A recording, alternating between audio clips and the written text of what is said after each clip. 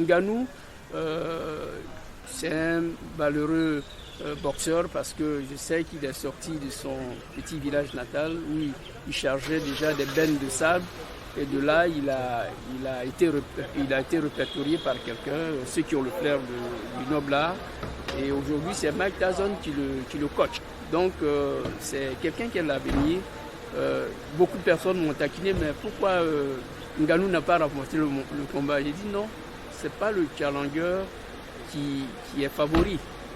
Hein, c'est celui qui détient le titre qui est favori. Que Ngannou mette KO M. Tyson Fury pour que vraiment il soit vainqueur. Mais quand il s'est relevé par plusieurs, même si c'est 10 fois qu'il est parti tapis, Ngannou, Mike Tyson Fury était toujours vainqueur. Donc c'est comme ça les règles du noble. Je donne déjà favori Ngannou parce que c'est quelqu'un qui peut-être n'est pas expérimenté, mais qui a une certaine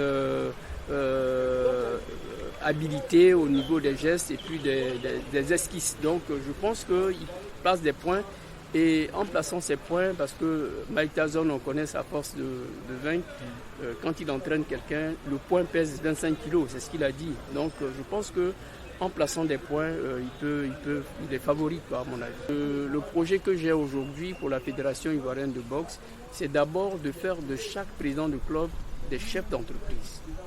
Ça, je veux que les gens retiennent ça une fois pour toutes.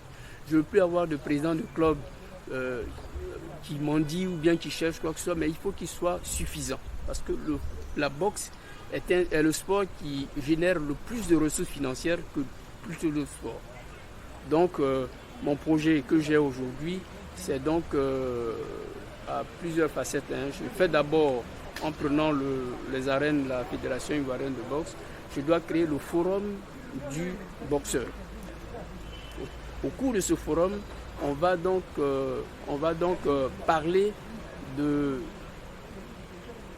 des problèmes de la boxe ivoirienne. Donc on va donner la parole aux anciennes gloires de la boxe pour nous dire qu'était la boxe à leur temps, à leur époque, et puis la boxe d'aujourd'hui.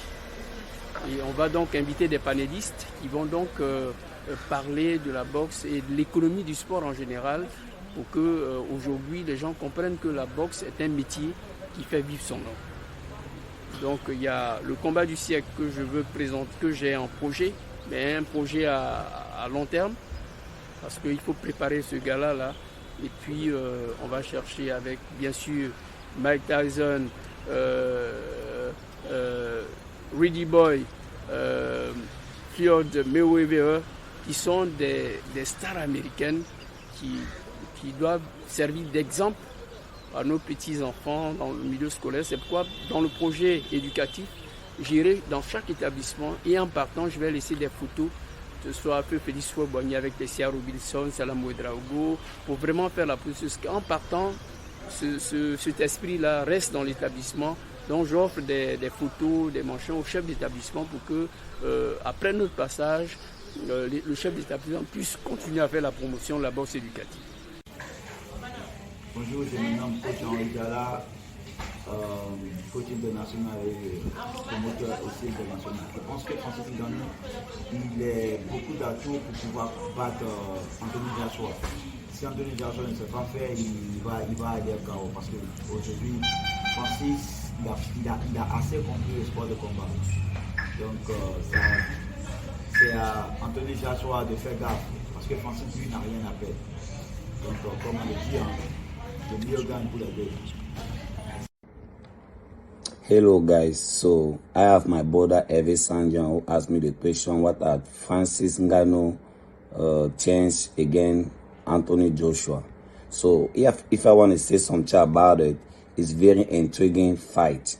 It's not going to be easy, but Francis Ngannou may have a chance to win that fight against Anthony Joshua because I know Francis Ngannou, he is confident, he has the mental toughness and the belief in himself. So to be honest, Francis Ngannou gonna knock out